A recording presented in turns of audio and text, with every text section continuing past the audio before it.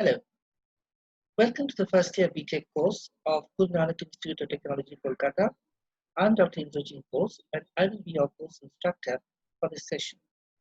This paper is entitled English and with the paper code of HU101.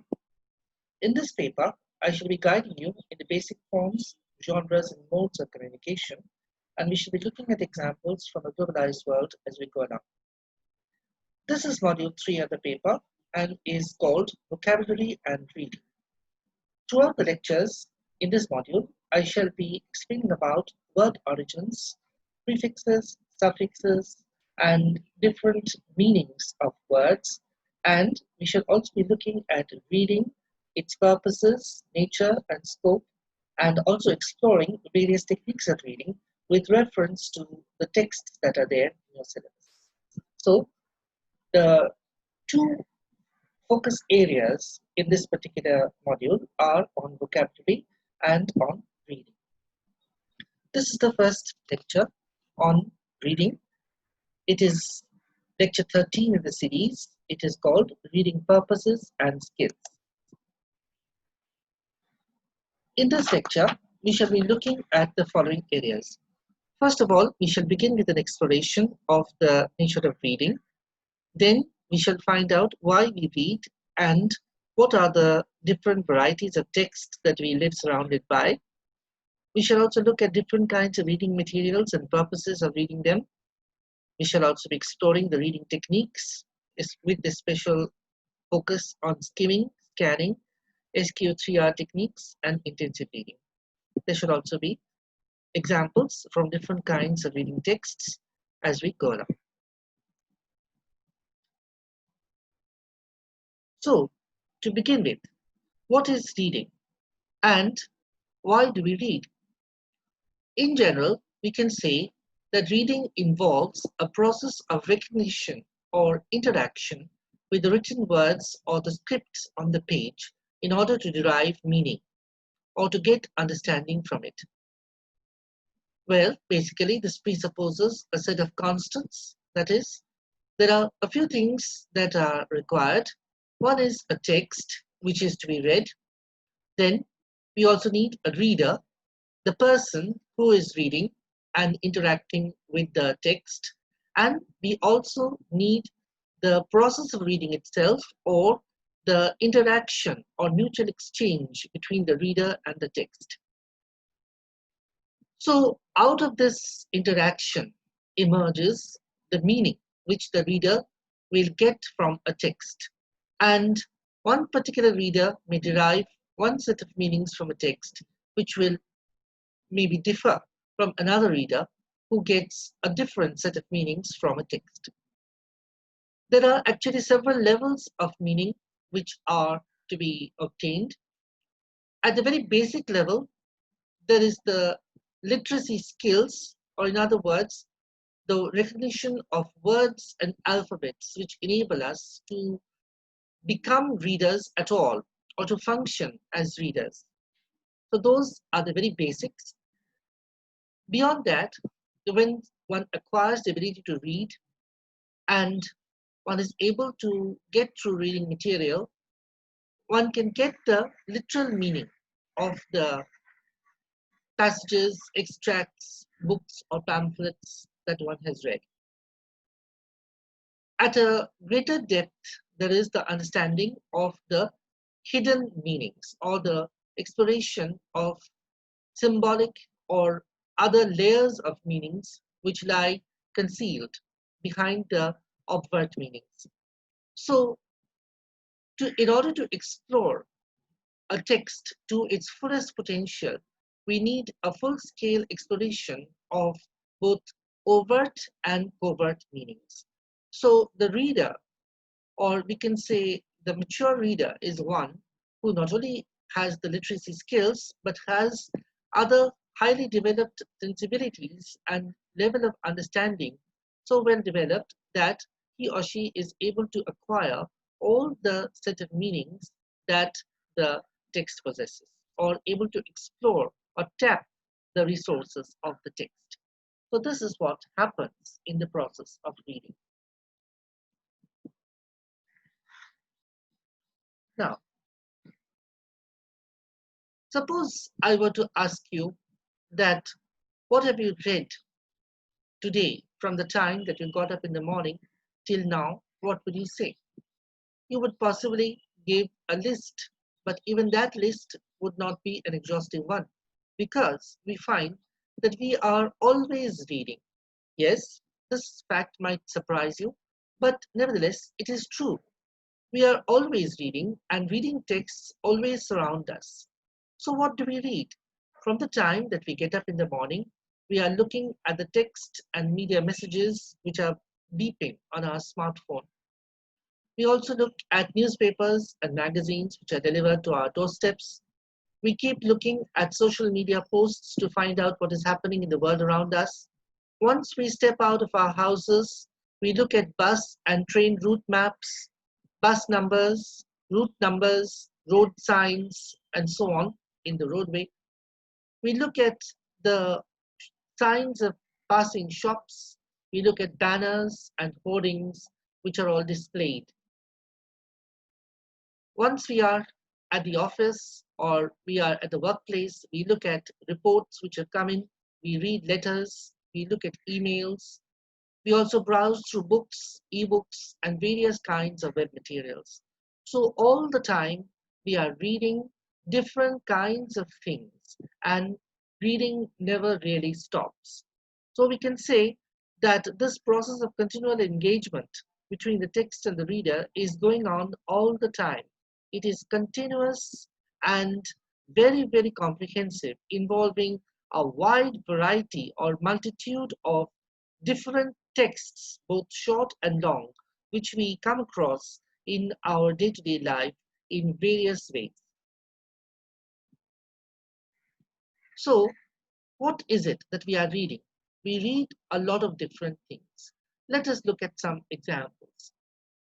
How and why do we read all these different texts that we have? So, is our purpose in reading these different kinds of texts the same, or is it different? Let us take some examples to see. For example, if we are looking at a text like Robinson Crusoe, okay, or Tintin in Tibet, which is a comic book, or Embroidery Made Simple, that is a book about the process of embroidery. Growing Medicinal Plants, which is supposedly a book about plants and how to grow them. A treatise on medicine, so that is obviously a book which is informative, it's about medicine. And Cake Baking in Easy Steps, again, that is an informative kind of a recipe book about baking cakes. Now, if you look at these different kinds of text, or if you look at this representative sampling of different kinds of text, we have over here a novel, a comic book, a book on sewing, another on plants, a book on medicine, and another on cake recipes. So if you take all of them and you try to look at the purposes for which we are reading, then we can basically determine that there are two basic purposes behind our reading. One is to get instruction, the other is to get entertainment. For example, from Tintin in Tibet or Robinson Crusoe, we would like to get entertainment, not instruction. Whereas Embroidery Made Simple or Growing Medicinal Plants or Cake Baking Easy Steps are not there to provide entertainment, but to provide instruction. If you get any entertainment, that is only secondary. So reading provides us a world of information which we would not be able to gather if these books, journals, pamphlets, and various other kinds of reading materials were not there. And it also provides us unalloyed pleasure. It gives us enjoyment and takes us to a world of its own, which is beyond our normal everyday world. So reading has extremely useful purposes, you can say. Now, what are the things that we read? There are a diversity of texts which surround us, we have said already. Now, what are these texts? Okay. So we have a lot of things to read. We read books and other hard copy texts. We read online materials of different kinds. We're always browsing websites. We look up online shopping sites, various other things. So many of the texts that we explore nowadays are online texts, or we are filling up online forms, or we're doing online banking, or we are tracking things that we have sent by post online. So there are a lot of online tasks that we keep doing, and we read all the time over there. And at other times, we are looking at books, newspapers, or other hard copy materials. Now, the way that we read, there are actually two ways of reading. One is the silent way, or to read silently and to absorb the reading material,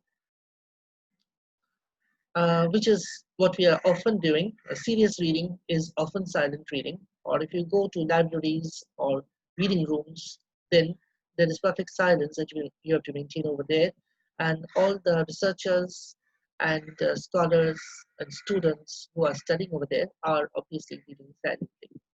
So much of serious reading is done silently. It is not done in any kind of reading aloud. Reading aloud is, however, what we start off with, and that is what children are taught to do when they start reading. So, reading aloud is often useful for beginner readers. It helps them to articulate the words and expressions, and it is easier to assimilate the content of the material that is being read or the content of the book if one is reading aloud, or that it comes faster. Also, there is more engagement with the book for a reader who does not have that kind of concentration to give, which is required in silent reading. As I have said, it is for younger readers mostly that reading aloud is very useful, and that is what we start off with. When young children are taught to read, they mostly read aloud. Again, we have seen that there is the storytelling strategy. So when adults read aloud stories for children, so again, that is reading aloud, which is practiced, and it is something that children enjoy a lot, and they are also able to listen to the story, and it has a whole new experience of its own when it is read aloud by somebody, especially by a person who reads it aloud well, and also the difficulties that they might have in reading themselves or negotiating with the text themselves are temporarily solved when a grown-up reads the story to them. So they are able to get much more pleasure rather than stumbling along on their own. So reading aloud also has a very positive role to play in building our readers for the future, or building the reading potentials of our future readers. Now, when we read anything, whatever be the content of the material that we are reading, we need a good memory and concentration and a suitable environment and ambience. These are very, very essential. Okay? Uh, a good memory and concentration will help us to focus well on what we are reading, and a suitable environment, a quiet environment where we can focus on what we are reading, and a suitable ambience will enable us to focus well and to give more concentration on the text. So these are a few points about the ways of reading and the aids to reading. Now we are going to move on to an exploration of the reading techniques. Now look at the following text. What is it about? Now if I read out a bit from the text, you will be able to get an idea. Let us look at certain parts of the text instead of reading the whole text. Okay, shall we? Let us look at the caption. The caption is, how can I get to the post office? Now, suppose we try to predict what the text is about from looking at the caption. Then what can we say? How can I get to the post office?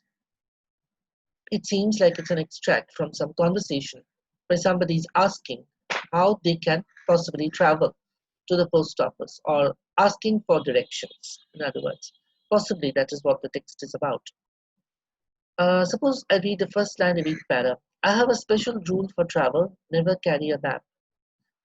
Foreign tourists often confused in Foreign tourists are often confused in Japan because most streets there don't have names. In Japan, people use landmarks in their directions instead of their street names.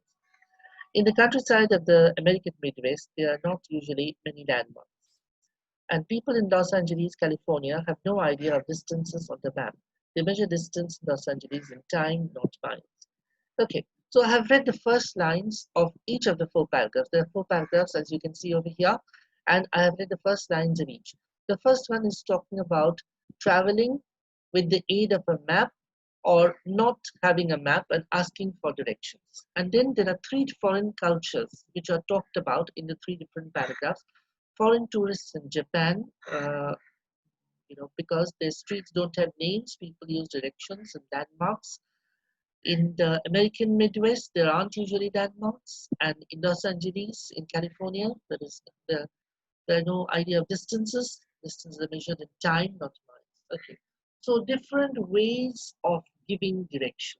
This is what we are finding that the passage is about.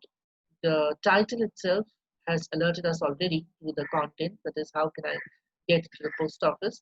And we also find that the author over here, the narrator, is talking about experiences in different cultures of asking for directions. In some places, one gets landmarks. In other places, one gets distances. In others, one gets time that will be taken. So it's all very varied and very interesting. So what kind of a text do you think this is? Is it an informative text? It is partly an informative text. Is it an expository text? Is it a narrative text? Or is it a reflective kind of text? Well, it's a personal article, one feels. So, it's the narrator is talking about his or her personal experiences over here.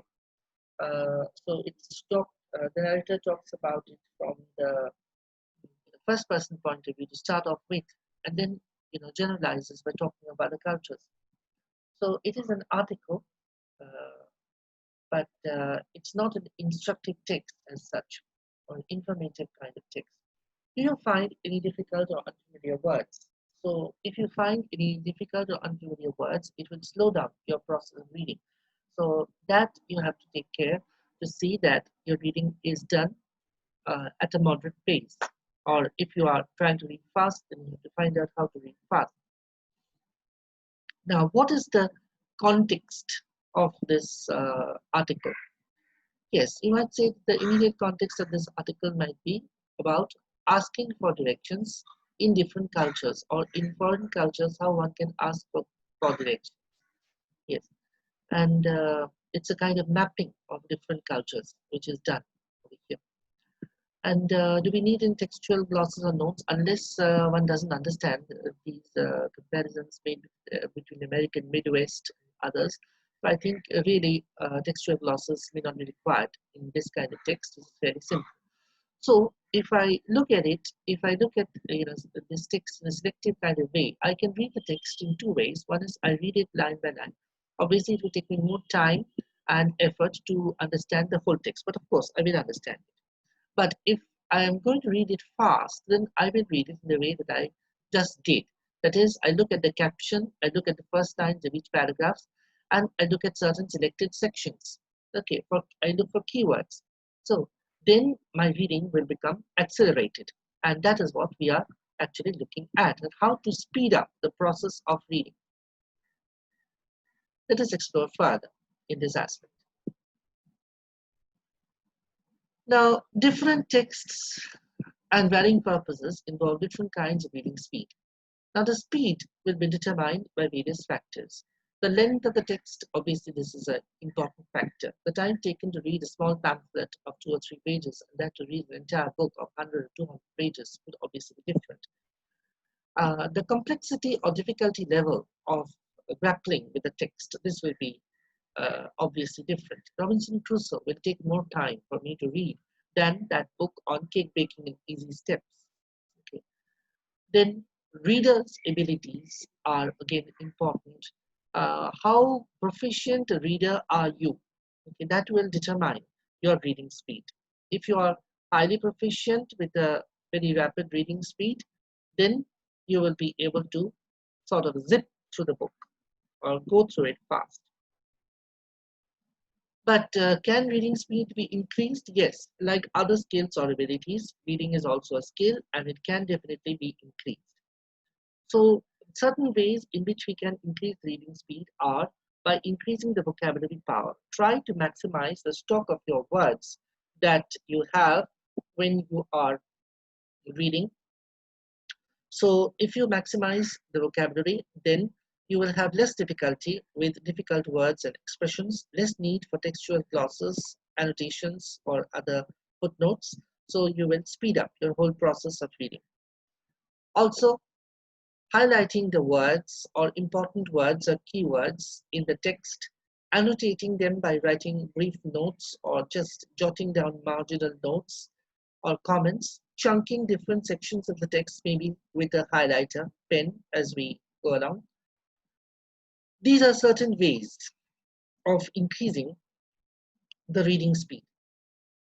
Also, obviously, more extended practice is needed. The more practice you have, the better your speed is likely to become.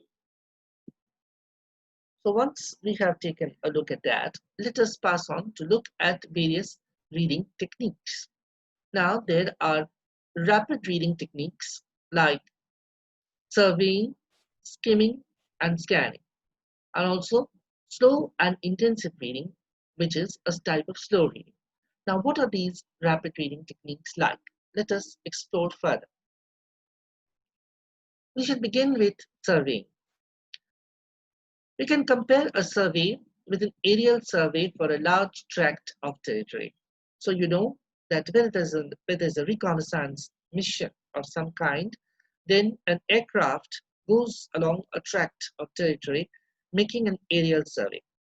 So this kind of survey, when we are surveying a book or a text, is also a kind of survey which is analogous to that of the aerial survey.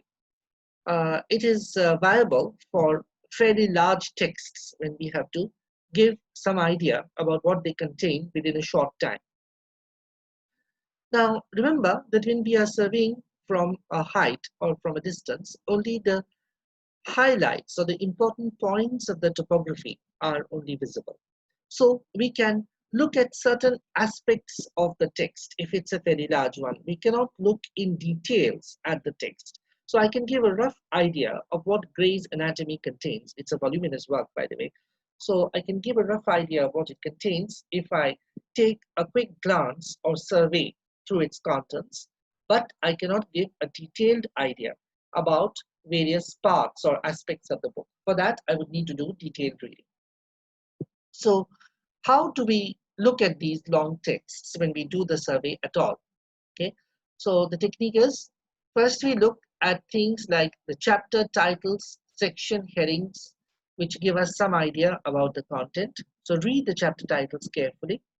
Then also we look out certain maps, charts, diagrams, tables, and illustrations which the book might contain. Also, if there are any glosses or chapter summaries or marginal summaries which are there, or brief synopses of chapters given, we quickly read through those. So this kind of a survey will enable us to give us some idea about what the work contains. So I can say, after looking, that yes, this work is about human anatomy, or this work is about the administration in various districts in this particular state. So it gives a quick and selective view, as I have said already, that it is not possible to give a detailed view of the text in this kind of method, because this is only for giving a quick idea about the contents of the text. So this is one mode of rapid reading, which is called surveying. Now we shall look at another mode, which is called skimming. Now this is a rapid reading strategy which is used for fairly longish texts. The aim of skimming is to get the overall idea or to get the gist of its content. By the way, the word skimming comes as a metaphor. Can you say from where we have got this metaphor? Yes, it comes from the process of skimming of milk, by which the top layer of cream is taken off the milk. So this contains the best that is in the text. Now, when we try to do skimming for any kind of text, so we are not trying to get a detailed idea of the contents of the text. We are only trying to get the overall idea or to get the gist, so to speak, or the substance, so to speak. So we do not attempt to probe any details at this point of time. Now, the time taken for a skimming exercise is typically 1 minute. And what is the method by which we skim? It is like this. Do not read the text word for word or line by line. This is like to slow up your reading. So don't do it. Don't do that.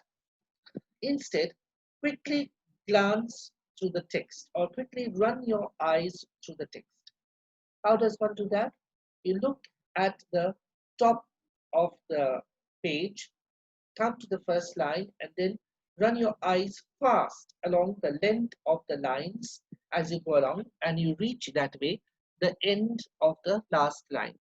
Okay, so your eye travels fast trying to translate what is there on the page before you.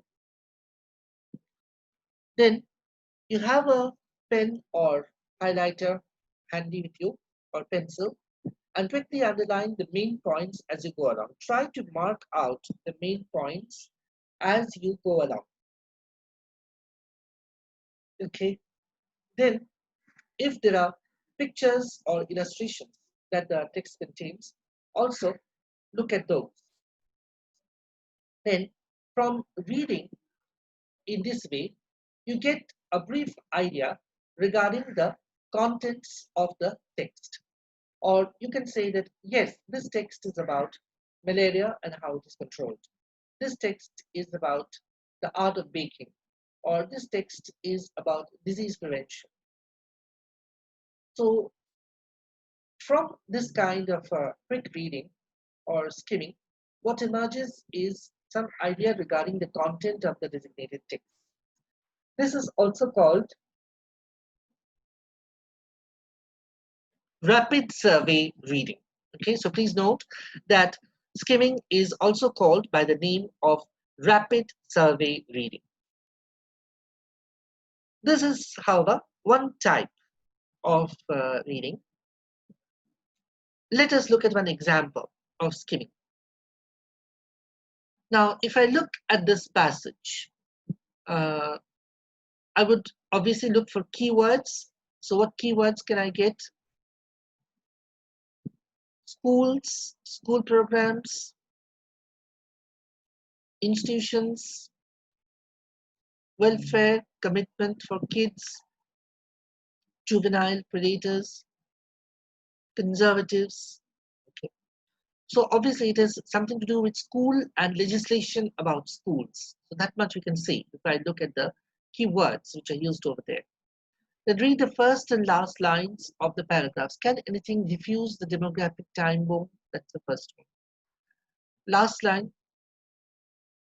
Dear Di Giulio urges fellow conservatives to think of Medicaid not as a healthcare program but as an anti-crime policy. Okay, so it's about policy decisions apparently. Now, you don't read it line by line. Try to skip as much as possible and try to predict the kind of text it is.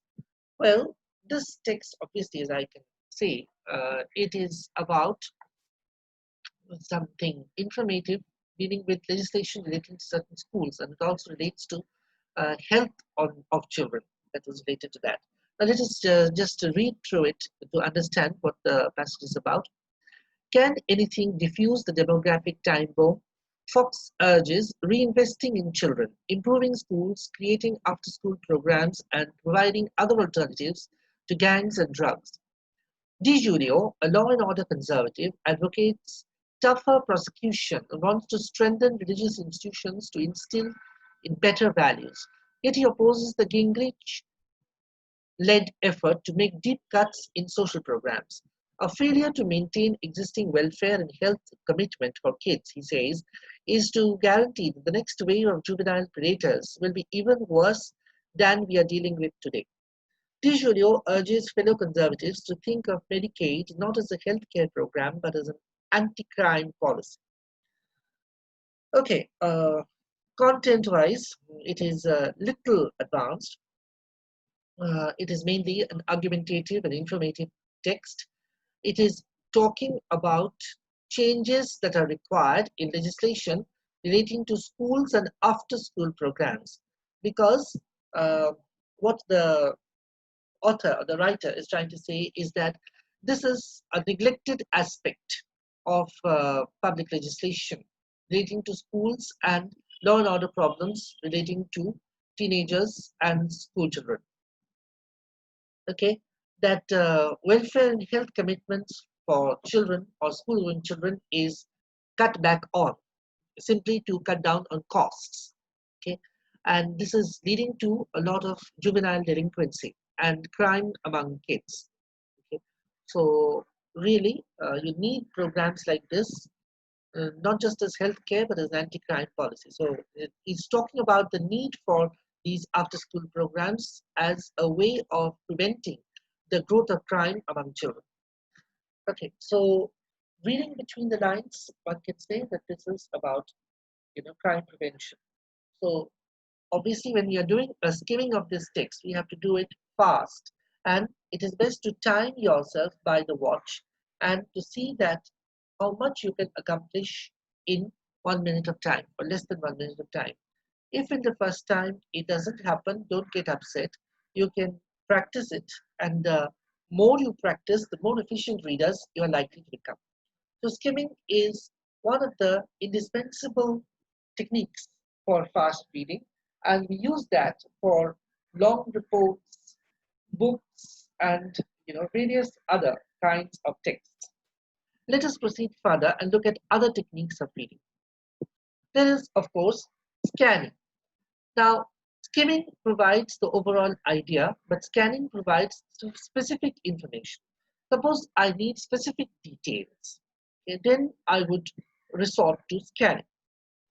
Now, the aim of scanning is to read fast, negotiate with the text fast in order to get specific information about the text. Again, the time taken is less than 1 minute. Now, what is the technique like? We prepared in advance to locate the information in the text. So if I'm looking for how many species of flowers are talked about, then I will prepare myself in advance that I'm looking for flower names or varieties in the text. And as soon as I find a flower name or variety spoken of, I will underline it with my pencil or with my highlighter. So in order to do an effective scanning, please keep your pencil or highlighter pen handy with you so that you can quickly start marking out your text or marking out the answers in the text once you start reading. So underline, highlight, or mark out the selected information in the text rapidly and count or summarize whatever else is required. So suppose I have to say how many varieties of medicinal plants. So maybe there are 10 varieties, or there are 24 varieties of other kinds of plants. So I count that. So I differentiate this from that. So I distinguish between similar seeming information of different kinds. So this is also a case of demarcate and distinguish. All this distinguishing is not done when we are doing skimming, because there our idea is simply to get the gist or to get the overall idea about the text. Whereas here we are looking for specific kind of information, and one information may not be the same as that of another type.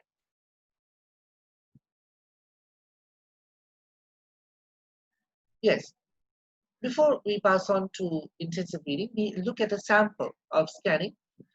Now, what is this passage about? How many food categories are mentioned? So suppose I look at the food categories: healthy eating, skimming and scanning task. Now, we eat food in every day to survive. Any food categories mentioned in the first paragraph? No. Different types of nutrients, food better for you? No. Second paragraph? No. Third paragraph? Yes, they are the categories over here: carbohydrates, fruit and vegetables, dairy, protein, or fats. So if you have the highlighter or pen with you, mark, mark, mark over here. So these are the important lines. Again, you have carbohydrates are important as they give us our main source of energy. Athletes need a lot of carbohydrates. Okay, so these are the categories. So really, you don't have to read the entire text. You have to read the third paragraph, and that too, certain lines in the third paragraph to get the answer to this one. Who needs carbohydrates? Again, it's mentioned in the fourth paragraph. Carbohydrates are important. Athletes need a lot of carbohydrates as they need lots of energy to perform. So the answer to that is obviously athletes. So you've got this. So whenever we have different kinds of texts mentioning different information or containing lists or a host of information, so we might look for certain information details over there. Like when I'm looking at the results that are published of the exam, I'm trying to track down the results of a particular student as distinguished from others. I will also be looking at the dictionary. So in the dictionary, the words are arranged in alphabetical order. So let us say that I'm looking at the words beginning with ALI. So there are a host of words beginning with ALI. So I distinguish this particular word from the others. So that's how I look at the dictionary entry. Again, I scan the dictionary in order to get to that particular word. There can be a lot of other examples like a train route or a bus route. Again, over there also, I might look at different timings and scan one set of timing from the other. So scanning is another useful technique of rapid reading. But we also have slow reading as distinguished from rapid reading. So slow and intensive reading. In fact, if I am to assimilate all the overt and covert meanings of a given text, then I have to do and practice intensive reading. So intensive reading is really slow and careful reading in order to gather a detailed idea about a text. It is certainly not a rapid reading strategy. It takes time, effort, and energy in order to do intensive reading. So in order to read intensively, first we need to get some idea about the central meaning of the passage. We also need to mark out the main points to make a list of the subpoints. One can jot down by hand or make penciled notes or annotations. Also to determine the author's point of view or the author's attitude to the subject. Is the author being humorous? Is he or she being sarcastic? Is he being informative, cheerful? What is the author's tone? And the point of view, tone, and attitude. We have to determine point of view is really the point of view from which the author is writing. First person point of view, it might be a narrative text like giving the directions to the post office, which is the way to the post office. So that one was from the first person point of view to start off with. So that is the point of view. They can also be tone, varied tones, and attitudes. We have to find out what is the author's attitude to the subject. There may also be different kinds of images or symbols used in the text, so we need to explain the meaning of those. So only when we have explained all these meanings does the entire set of meanings enclosed in the text become clear. That is really the purpose of intensive reading, to open up the reading text for intensive exploration and exegesis and interpretation. These are some of the techniques. Another technique which is very popular and which is very useful is the SQ3R technique. This involves an amalgamation of various rapid reading techniques taken together. The technique is survey, question, read, record, and review. So first we do something like surveying, which we have already looked at. So we can apply this to the whole book or to each chapter or section. Then, yes, we can apply to this whole text and then to the individual sections.